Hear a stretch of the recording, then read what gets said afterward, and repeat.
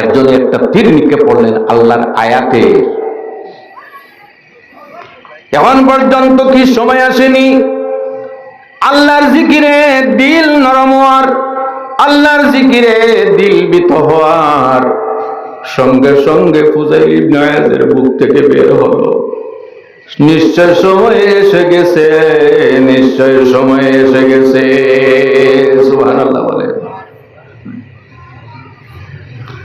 দ্বিতীয় জন হাফিজ সাহেব সঙ্গে সঙ্গে আল্লাহর আয়াত শরীফের আর একটা তীর নিক্ষেপ করেন। وأنيبوا إلى ربكم وأسلموا له من قبل أن يأتيكم العذاب ثم لا تنصرون। আল্লাহর কাছে সারেন্ডার হয়ে যাও, আল্লাহর কাছে আত্মসমর্পণ করো। আল্লাহর আযাব যদি এসে যায় তাহলে আর তোমরা কিন্তু সাহায্য পাইবে না। এই আয়াত যখন পড়লেন, পড়ার সঙ্গে সঙ্গে ফুদাইল ইবনে আয়াদ বলতে লাগলেন, আমার অন্তরের মধ্যে আল্লাহর ডর ঢুকে গেছে, আমার অন্তরের মধ্যে আল্লাহর ডর ঢুকে গেছে। সুবহানাল্লাহ। 3 নম্বর হাফিজ সাহেব বললেন, আমার কাছে আল্লাহর আয়াতের একটা তীর আছে, এই তীরটা আমি নিক্ষেপ করব। তিনি সঙ্গে সঙ্গে সেই জায়গায় তিলাওয়াত করলেন, ফাফিরু ইলাল্লাহ ইন্নী লাকুম মিনহু নাযীরুম মুবিন। ফাফিরু ইলাল্লাহ, আল্লাহর দিকে ধাবিত হও। ইন্নী লাকুম মিনহু নাযীরুম মুবিন। নবী বলতেছেন, আমি তোমাদের জন্য প্রকাশ্য ভীতি প্রদর্শনকারী। সেই 3 আয়াতের তীরে গায় হয়ে হযরত ফুদাইল ইবনে আয়াদ সঙ্গে সঙ্গে মনস্থ করলেন, আর জীবনে কোনোদিন কোনো মানুষের হক আত্মসাৎ করব না, কোনো মানুষকে কষ্ট দিব না, কোনো মানুষের ইজ্জত হুরমত, এই মানুষের সম্মান নষ্ট করব না। সেই দিন থেকে ফুদাইল ইবনে আয়াদ রাহমাতুল্লাহি তাআলা আলাইহি পাক পবিত্র হয়ে আল্লাহর ওলিউল্লাহর মধ্যে ওনার গণ্য হয়ে গেল। সুবহানাল্লাহ। আল্লাহর আয়াতের মধ্যে এই আসর আছে কিনা? জোরে বলেন, কোরআন শরীফের মধ্যে আসর আছে কিনা? আমরা মসজিদে যাই, ইমাম সাহেব তিলাওয়াত করেন, যদিও কিন্তু আমরা অর্থ বুঝি না, আমরা অনুবাদ বুঝি না, কিন্তু আল্লাহর কালামের তিলাওয়াত শুনতে কিন্তু আমাদের অত্যন্ত মজা লাগে। সূরা ফাতিহা বালিগ হওয়ার পর থেকে আরম্ভ করে আজ পর্যন্ত শুনে আসতেছে। কোনদিন কোনো মানুষ বলতেছে আর ফাতিহা শোনার আর আগ্রহ নেই, অন্য সূরা বদলেই আর কোনো মানুষ বলছে না। সারা জীবন শুনবে, সারা জীবন পড়বে, কিন্তু এই সূরা বদলানোর কথা কোনো মানুষ বলবে না। এটা হলো আল্লাহর কালাম শরীফের মুজিজা। আল্লাহর কালাম শরীফ যত মানুষ চিনে ততই কিন্তু মানুষের মজা লাগে। যাই হোক আমার ভাইয়েরা, এই যে তাকওয়ার কথা বললাম, তাকওয়া শুধুমাত্র জনসমাবেশে আমরা দেখাইলাম আমি গুনাহ থেকে বাঁচি, আমি গৃহীত কাজ থেকে বাঁচি, কিন্তু গোপনে যাওয়ার পরে কিন্তু সে করে, এটা কিন্তু আসল তাকওয়া নয়। ফিসিররি ওয়াল আলানিয়া, প্রকাশ্য মানুষ গুনাহ থেকে বেঁচে থাকবে, আর গোপনেও মানুষ কিন্তু গুনাহ থেকে বেঁচে থাকবে। এজন্য আমার ভাইয়েরা, একটা মাস আছে, সেই মাসের মধ্যে আমরা তাকওয়ার রিহার্সাল দেই। কোন মাস? জোরে বলেন, কোন মাস? অনেক মানুষের অন্তরে ডর ঢুকতেছে, ইয়া আল্লাহর উপায় নাই, রমজান মাস আসতেছে। জি আমার ভাইয়েরা, ফরেজ গাড়ির রিহার্সাল যেটা, প্র্যাকটিক্যাল যেটা আছে, আমরা রমজান মাসের মধ্যে দেখতে পাই। একজন মানুষ রোজা রাখলো, রোজা রাখার পরে মানুষ নরম হয় না গরম হয়? জি আয় বাবা, কোনো কোনো মানুষ এমন গরম হয় আসরের পরেও তার মুখে দিয়ে চাওয়া যায় না, এইভাবে গরম। আল্লাহু আকবার। রমজান মাসে রোজা রাখলো, রোজা রাখার পরে সে যখন বাড়ির মধ্যে যায়, গিয়ে দেখে কেউ নাই, তখন সে যদি চায় তাহলে সে পানি পান করতে পারে, পারে কিনা? জোরে বলেন, পারে কিনা? সে যদি চায় তাহলে খাদ্য গ্রহণ করতে পারে কিনা? সে যদি চায় গোপনে গোপনে কোনো কিছু খেয়ে নিতে পারে, কিন্তু সে রমজান মাসে করে মানুষের সম্মুখেও হয় না, ঘরের মধ্যে যাওয়ার পরেও কোনো কিছু হয় না। এমন ছোট্ট ছোট্ট বাচ্চারা আছে, তারাও কিন্তু মার দেখা দেখি, বাবার দেখা দেখি, সেও কিন্তু দিনে কোনো কিছু খাইতে রাজি হয় না। অনেক সময় ছোটবেলায় আমরা যখন রোজা রাখতাম, না বালিক ছিলাম, তখন মা বাবারা বলতো আসরের সময় তোমাদের রোজা পুরো হয়ে গেছে, ইফতার করে না। এই যে খায় না, না খাওয়ার কারণটা কি? জি, না খাওয়ার কারণটা হইল আল্লাহর ডর। আমি জনসমক্ষে খাইলাম না, কিন্তু ঘরের ভিতরে আমার পরে যদি আমি খাই, তাহলে আমার ভাইয়েরা আল্লাহ কিন্তু আমাকে দেখতেছেন। গতিকে আমার ভাইয়েরা, এই যে ফরেজগারি, আসল ফরেজগারি যেটা, সেটা হলো প্রকাশ্যেও গুনাহ থেকে বাঁচিতে হবে, আর গোপনেও কিন্তু গুনাহ থেকে বাঁচিতে হবে। সেটার নাম হলো তাকওয়া। এজন্য আমার ভাইয়েরা, ইমাম বুখারী রাহমাতুল্লাহি তাআলা আলাইহি বর্ণনা করেন, তিনজন মানুষ জঙ্গলের দিকে রওনা দেন রুজি রোজগারের উদ্দেশ্যে। লাস্ট একজনের কথা আমি বলি। আল্লাহর এক বান্দা বলতেছে, আমার চাচাতো বোনের সঙ্গে অবৈধ সম্পর্ক আছে, আমার চাচাতো বোনের সঙ্গে আমার অবৈধ সম্পর্ক আছে। আমার বোনটা একবার দুর্ভিক্ষের মধ্যে পড়লো, গরিবের মধ্যে পড়লো, পড়ার পরে আমার কাছে এসে বলে, ভাই আমি অত্যন্ত গরিবের মধ্যে আছি, দরিদ্রতার মধ্যে আছি, আমাকে সামান্য সাহায্য করো। সে তার মনের উদ্দেশ্য পুরা করার জন্য বলল, বেটি বলল, কখনো সম্ভব হবে না, আমার সতীর্থ আমি কখনো নষ্ট করতে পারবো না। আচ্ছা, একজন মেয়ে যদি চায় সতীত্ব নষ্ট না করতে, তাহলে কোনো মানুষ বাইপাস করিয়া পারবে? কখনো পারবে না। দ্বিতীয়বার আবার যখন দরিদ্রতার মধ্যে পড়ে ভাইয়ের কাছে আসে, আসার পরে বলে, ভাই ভীষণ দরিদ্রতার মধ্যে আছি, যদি সামান্য সাহায্য করো তাহলে তোমার হক আদায় হইবে। ভাই আবার নিজের আশা পূরণ করার জন্য প্রস্তাব দিল, বোনটি বলল সম্ভব না। তৃতীয়বার যখন বেশ দরিদ্রতার মধ্যে পড়লো, পড়ার পরে আসলো, আসার পরে বললো, এ ভাই আমি তোমার চাচাতো বোন, যদি সাহায্য না করো তাহলে আল্লাহর কাছে তুমি ধরা খাইবে, আমাকে তুমি সামান্য সাহায্য করো। তখন চাচাতো ভাই আবার খুব প্রস্তাব দিল, বোনটি দেখলো উপায় নাই, রাজি হয়ে গেল। যখন তারা জঙ্গলে গেল, যাওয়ার পরে গুনায় লিপ্ত হয়ে যেত, সঙ্গে সঙ্গে বোনটি বলল, হে ভাই আল্লাহর কথা স্মরণ করে তুমি একটা বার আমার এই গুনাহ, আমার সতীত্ব নষ্ট না করতে আল্লাহর ডর ঢুকাইয়া তুমি সরে যাও। তখন এই ব্যক্তি সঙ্গে সঙ্গে তার অন্তরের মধ্যে আসলো, আমার বোনের সতীত্ব আমি নষ্ট করব, কিন্তু আল্লাহর ডর, আল্লাহ একজন আছেন। সঙ্গে সঙ্গে আমি আল্লাহর ডরে এবং ভয়ে গুনার কাছ থেকে আমি সরে গেলাম। আয় আল্লাহ, গর্তের উপর যে পাথর আছে, পাথরটি সামান্য সরাইয়ে দেও। আল্লাহর বান্দা এই কথা বলে আল্লাহর কাছে দোয়া করে, সঙ্গে সঙ্গে রব্বুল আলামিন গর্তের মুখ থেকে সামান্য পাথর সরাইয়ে দেন। তাকওয়ার দাম আছে, তাকওয়ার অনেক উপকার আছে, কিন্তু আমরা বুঝি না। এজন্য আমার ভাইয়েরা, আমার ওয়াজের সারাংশ হইল যে আমরা অন্তরের মধ্যে নেক আমলের মাধ্যমে আমরা তাকওয়া সৃষ্টি করতাম। কি করতাম? নেক আমলের মাধ্যমে। এমনিতে তাকওয়া সৃষ্টি হইবে না, নেক আমলের মাধ্যমে আমরা অন্তরের মধ্যে কি সৃষ্টি করতাম? তাকওয়া, খোদাভীতি, আল্লাহর ডর সৃষ্টি করতাম। আল্লাহর ডর যদি প্রকৃতভাবে মানুষের অন্তরের মধ্যে থাকে, তাহলে কোনোদিন কোনো মানুষ গুনার কাজের দিকে ধাবিত হইবে না। আল্লাহ সুবহানাহু ওয়া তাআলা আমাদের প্রত্যেককে এই তৌফিকটুকু দান করুন। সবাই বলুন আল্লাহুম্মা আমিন। সম্মানিত হাজরিন, আমার একটা আদত, আমি ওয়াজ শেষে সংক্ষিপ্তভাবে আমি মিলাদ শরীফ পড়ি, আপনাদেরকে সঙ্গে নিয়ে সংক্ষিপ্তভাবে আল্লাহর হাবিবের শানে আমরা মিলাদ শরীফ পড়ি। দাঁড়ান।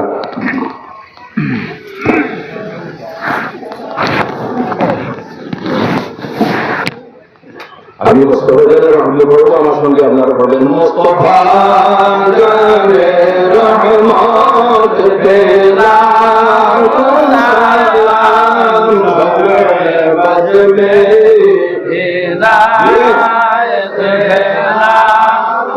সালাম মুস্তাফা জানে রহমত কে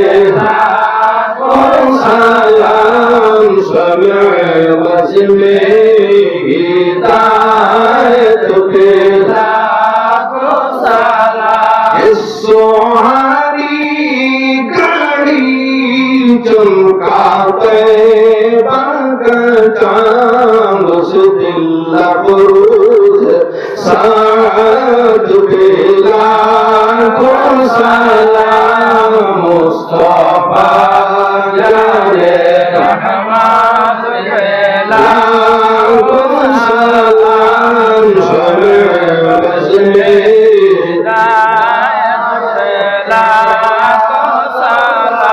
जिसके माथे शफाअत का सेहरा रहा उसक पीने सादत पे लाखों सलाम मुस्तफा जाने रहमत लाखों सलाम शमे बज में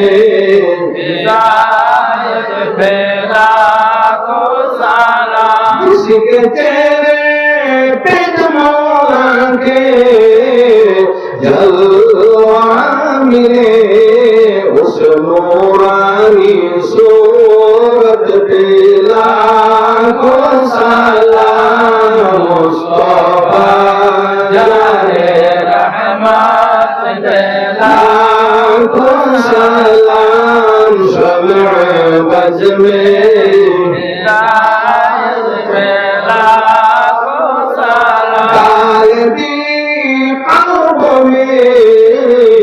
अज़मते मुस्तफा सय्यदी आला हज़रात पे लाखों सलाम मुस्तफा जाने रहमत पे लाखों सलाम शमे बज में हिदायत पे लाखों सलाम शमे बज में हिदायत पे लाखों सलाम नबी सलाम अलैका या रसूल सलाम अलैका या हबीब सलाम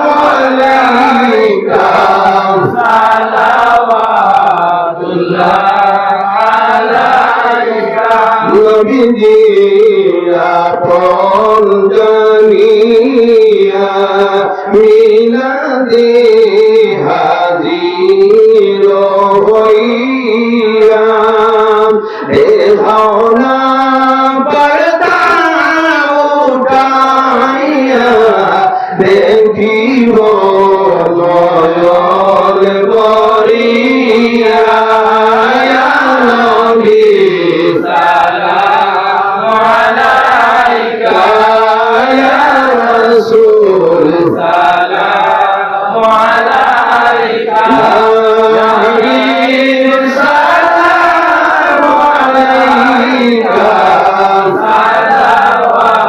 सलावतुल्लाह अलैका या रसूलल्लाह व या हबीबल्लाह मरण হইবে যে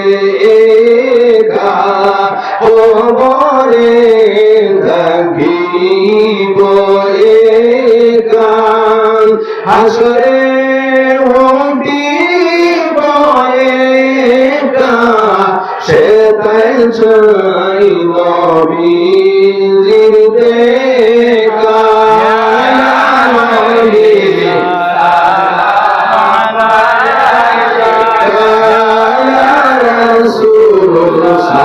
سلام عليك يا حبيب سلام عليك صلوات الله عليك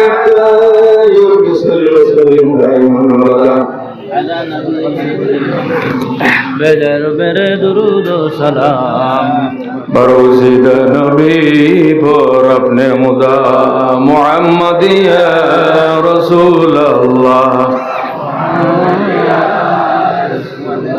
शफाअत कीजिए लिल्लाह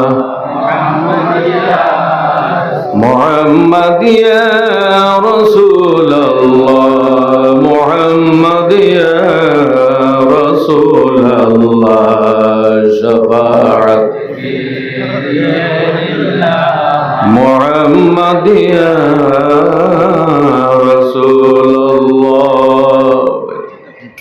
आमीन अल्हम्दुलिल्लाह रब्बिल आलमीन ربنا تقبل منا صلاتنا وسلامنا وركوعنا وسجودنا وصيامنا وقيامنا وتسبيحنا ونصايحنا وجمعتنا وجماعاتنا وأعمالنا الصالحة وتب علينا إنك أنت التواب الرحيم أرحم الراحمين আয় আল্লাহ আপনার বান্দাগণ প্রত্যেকের সহযোগিতার মাধ্যমে অনেক কষ্ট করে পরিশ্রম করে নবীজির মাহফিলের আয়োজন করেছেন।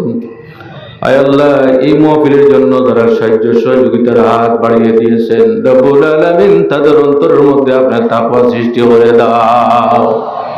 আরহামুর রাহিমিন এই অঞ্চলের যত মুর্দেগান এবং আমাদের যত মুর্দেগান কবরবাসী হয়ে গেছে আয় আল্লাহ তাদের আর রাতে বড় বড় সবটুকু পৌঁছে দাও। আয় আল্লাহ হযরত আদম আলাইহিস সালাম থেকে আরম্ভ করে আজ পর্যন্ত যারা কবরবাসী হয়ে গেছেন আয় আল্লাহ সাহাবায়ে কেরাম সাহাবিয়াতে কেরাম আলাওয়াতে ইজলাম আজওয়াজে মুতাহারা সিদ্দিকিন সালিহিন তাবিন তাবিঈন ইমাম মুজতাহিদিন হাসান খুদা মুকররবান বারকা আলাইহির খিদমতে আলে বউ সাইয়্যিদে আয় আল্লাহ আমাদের মা বাবা যারা কবরবাসী হয়ে গেছে আয় আল্লাহ অন্ধকার কবরে কি অবস্থায় আছেন আমরা তো নয়নে দেখতেছি না। আয় আল্লাহ তাদের জন্য দোয়া করতেছে আয় আল্লাহ সওয়াবের উপর পৌঁছে দিয়ে তাদের কবর শান্তির জায়গা বানাইয়া দাও। আয় আল্লাহ যাদের মা বাবা জীবিত আছেন হায়াতের মধ্যে বরকত দিয়ে দাও। আয় আল্লাহ দুনিয়া থেকে যাওয়ার পরে মা বাবার কবর কদর বুঝা যায়। আয় আল্লাহ যাদের মা বাবা জীবিত আছেন বেমার আজার দূর করেছে তন্দুরুস্তি নসিব ফরমাও।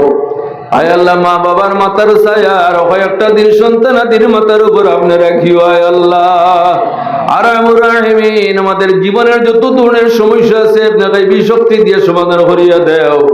আয় আল্লাহ আর্থিক সমস্যা পারিবারিক সমস্যা সামাজিক সমস্যা ব্যবসার সমস্যা আয় আল্লাহ রাজনৈতিক সমস্যা যত ধরনের সমস্যা আছে আপনার সমাধানের পথটা বাইর করিয়া দেও। আয় আল্লাহ এই মানুষের এলাকার মানুষে অনেক কষ্ট করে মাহফিলের আয়োজন করেছেন। আয় আল্লাহ রহমুর রহিম তাদের অন্তরের মধ্যে আপনার হাবিবের মহব্বতটা আপনি ঢুকাইয়া দেও। আয় আল্লাহ সাথে সাথে তাদের অন্তরের মধ্যে আপনার ডরটা আপনি ঢুকাইয়া দেও। আয় আল্লাহ আমাদের গুনার কারণে আমাদের তোরের মধ্যে আপনি বেবার দিয়ে ধরিও না। আয় আল্লাহ আমাদের গুনার কারণে আমাদের পরিবারকে আপনি বেমার দিয়ে ধরিও না। আয় আল্লাহ আমাদের গুনার কারণে আমাদের আওলাদ যারা আছেন তাদের আপনি বেমার দিয়ে ধরিও না। আয় আল্লাহ আমাদের দুয়ার সঙ্গে অনেক মা বোনারা আমাদের দুয়ার সঙ্গে হাত উঠিয়েছেন তাদেরকে মাফ করে দাও। আয় আল্লাহ তাদের জীবনের সমস্যাগুলি আপনার সমাধান করে দাও। আয় আল্লাহ ইয়া রাহমান রাহিমিন আয় আল্লাহ আমাদের গুনার কারণে ও বাপ অনটনের মধ্যে বালাইয়া ভিক্ষার তলি হাতে দিয়ে মানুষের দুয়ারে দুয়ারে ঘুরাইও না। আয় আল্লাহ মানুষের মুহতাজ দুনিয়াতে বানাইও না। রব্বুল আলামিন আমাদের প্রত্যেকের জিসমানি রূহানি বেমার সমূহ আপনি কমাইয়া দেও। আয় আল্লাহ যা কিছু উলামায়ে কেরামগণ ওয়াজ করবে আয় আল্লাহ তার উপর আমল করার আমরা প্রত্যেককে আপনি তৌফিক দান করো। আয় আল্লাহ একদিন দুনিয়া ছেড়ে আমাদের যাইতে হইবে। যাওয়ার সময় যে পরীক্ষা সেই পরীক্ষার মধ্যে আমাদের ইমানের নৌকাটা আপনি ডুবাইও না।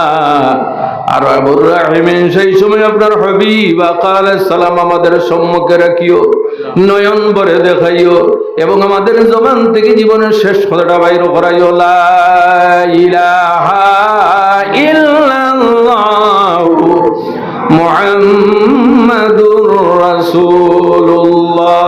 সুবহানা রাব্বিকা রাব্বিল ইজ্জাতি আম্মা ইয়াসিফুন ওয়া সালামুন আলাল মুরসালিন ওয়াল হামদুলিল্লাহি রাব্বিল আলামিন। আমিন।